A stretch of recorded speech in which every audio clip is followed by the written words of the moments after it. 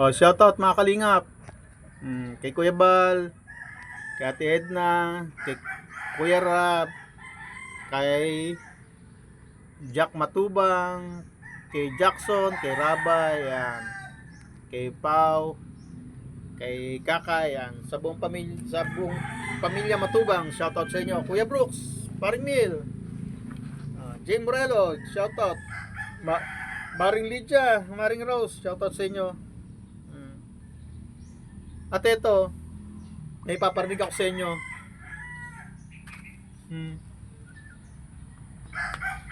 Paparinig ako sa inyo ha.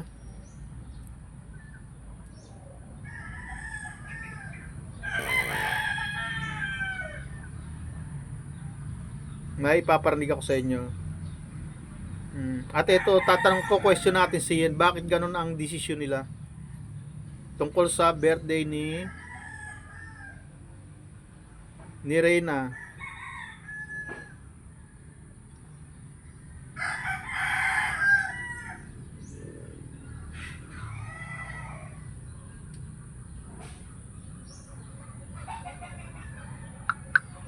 Parinig ako sa inyo. Teka lang ha, hihilang muna ako. Ay nako.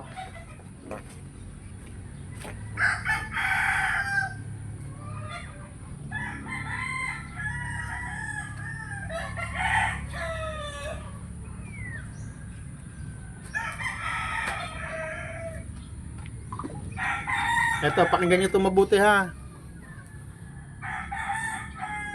Para magpapunta ka rin sa hepatitis C Pampar. Kaya nga mas okay Manila assistant. Kaya nga mas gusto talaga ng Manila. Kasi kung sa dahil toxic po. Maraming, kumaga, wala masyadong doon, supporter sa Reyna sa diet. Yun lang pamilya ni Reyna, pwede naman natin yun sa Manila. Mag-ano na lang ng hotel. Mag-check-in na ng hotel. Kasi kung sa Manila maraming maka-attend. Sina Sir Bonfire, ayan, si Sir Marvin yata baka makauwi kasi parang March, Ma'am Rodel Channel, sina Sir Capeso, medyo malapit po talaga guys pag sa Manila. Sino pa atin, sila kayo, si Skara, diba? Si Santon, hello, kain po, ayan, ito yan si Santon, ayan, pakabusog ka dyan. So ngayon po yung medyo malapit-lapit na yung ating Pera 7 is nandito sa Reyna's community, parang hindi pa siya nadagdagan. Medyo busy yung mga tao ngayon.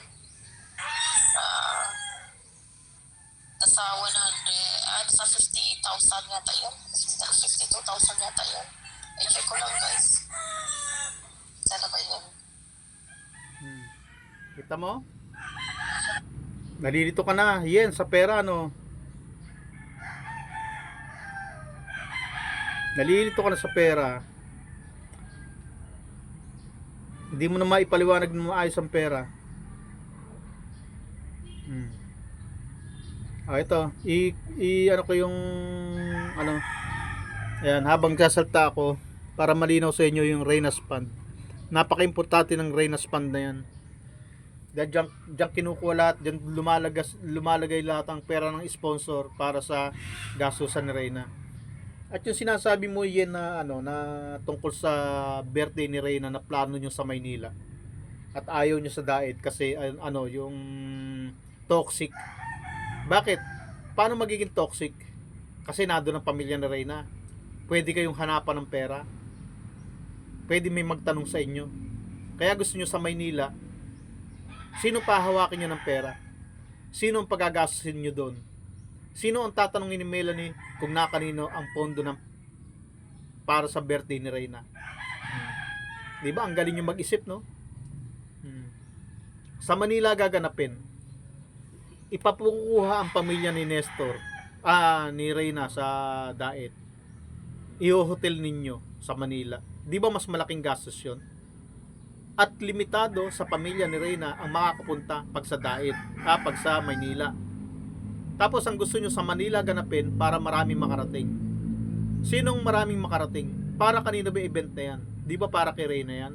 At sa pamilya ni Reyna? Pero balak ninyong sa Manila gawin para maraming makarating. Sino ang makakarating doon sa Maynila? Ha? Mga supporters? Hmm? Kasabi mo si Kapisot, si Kara, o mga tropa nyo ang makakarating. Yung iniintindi nyo, yung mga tropa ninyo, yung mga viewers ninyo, followers ninyo, event ni Reyna yan eh. Memorable yan para kay Reyna. Sinasabi nyo nga, minsan lang darating sa buhay ng taong debut. Tapos ngayon, ayaw nyong ganapin sa diet kasi toxic. Sino ang toxic na sinasabi ninyo? Nandun ang pamilya ni Melanie, ni Reyna. Kung gaganapin nyo sa Maynila, kakayanin nyo ba? Maia-accommodate nyo ba ang buong pamilya ni Reyna? Siyempre hindi. Ang laki kaya ng pamilya ni Reyna. Mga kapatid, baka mag-anak, tsuhin, lolo, lola. Ilan sila na i-accommodate nyo sa Maynila? Na ma-accommodate nyo sa Maynila? Reyna, Danica, lola niya, si Mang Nestor, si Melanie, si Wilkie, dalawang anak nila, si Taray tsaka si Tutoy. Si Dagol pupunta yon. May syota si Dagol, pupunta rin yon. Yung isa pang tsuhin, pupunta rin yon. Kaya nyo i-accommodate lahat ng pamilya na Reyna? Kung dadalhin nyo sa Maynila? Siyempre, iikot ang pera ngayon doon. Sa pamasahe pa lang papunta ng diet, sa pagbubuk pa lang ng hotel niya, sa pag-hotel pa lang ng mga yan, malaking pera ang gagastusin. At sino ang maghahawak ng pera? Ikaw mismo yan, hindi ka makakauwi. Ikaw, Rowinem, hindi ka makakauwi. Sino ang mag-aasikaso ng birthday ni Reyna? Kaninong palad mapupunta ang pera na nililikom nyo para sa birthday ni Reyna? Sino mag-aasikaso? Di ba ang gulo, no? Bakit ayaw nyo lang kasi sa diet? Kasi sa diet kasi sabi mo maraming toxic. Di ba dapat birthday ni Reyna, dapat ang makinabang sa pangkalahatan pamilya ni Reyna? Bakit dadalhin nyo sa Maynila? Wala naman doon ang pamilya ni Reyna. Ang pamilya ni Reyna nasa diet. Ang galing ng balak ninyo, no? Ang gulo ng balak ninyo, no? Kasi may pinaplano kayo. Ano plano ninyo? Saan nyo dadalhin ang pera ni Reyna? At sa paliwanag mo pa lang na yun, nakakalito na yung paliwanag mo. Ano ba? 100,000, 50,000? Nalilito ako eh. Hindi malinaw yung paliwanag mo. Pero nasa harap ka ng computer, nasa iyo lahat ang record ng pera ni Reyna. Pera sa tricycle, 50 challenge, meron na eh. Bukod pa yung mga pinapadala ngayon eh. Na may 50,000 kamong padala na nalikom na si Rowinem, may 100,000 pa na bagong dating. Bukod pa dun sa 50 challenge, nasa 200 na yun eh. Ang dami nang umiikot na pera, no? At paano nyo imamaniobra yan? Pinaplano nyo paano maniobrahin yung pera na yan, no? Bakit hindi mo likumin lahat, pagsama-samahin mo? Total, pinagsama-sama mo lang pala para sa birthday ni Reyna, para maging bonggang-bongga.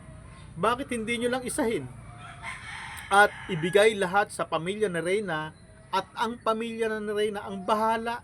Total, pera naman nila yan, hindi nyo pera. Kayo lang ang naglikom, pero gamit ang pangalan ni Reyna, kaya pera pa rin ni Reyna yan. Di ba? Pinagugulo mo usapan. Tapos ngayon, ang pinakikialaman mo ngayon, yung pera ni Reyna kay Kalinga Prab, na nasa maayos na mga kalagayan yun. Bakit gusto mong kunin? At tapos gusto mong ilagay sa magulo. Kayo nga yung pera nyong hawak-hawak, hindi mo maasikaso ng gusto. Naguguluhan ka.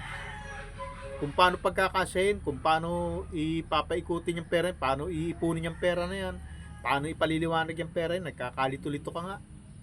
Pagkatapos, kukunin mo yung nananahimik na pera ni Reyna kay Rab, yun ang pilit mong hinahabol, samantalang meron sariling pera si Reyna, nasa kamay ninyo, na wala mismo sa kamay ni Reyna.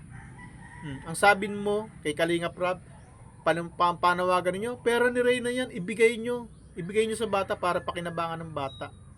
Bakit yung pera ni Reyna nasa kamay ninyo? Hindi nyo mailagay sa ayos, hindi nyo maibigay kay Reyna. Pera ni Reyna yan.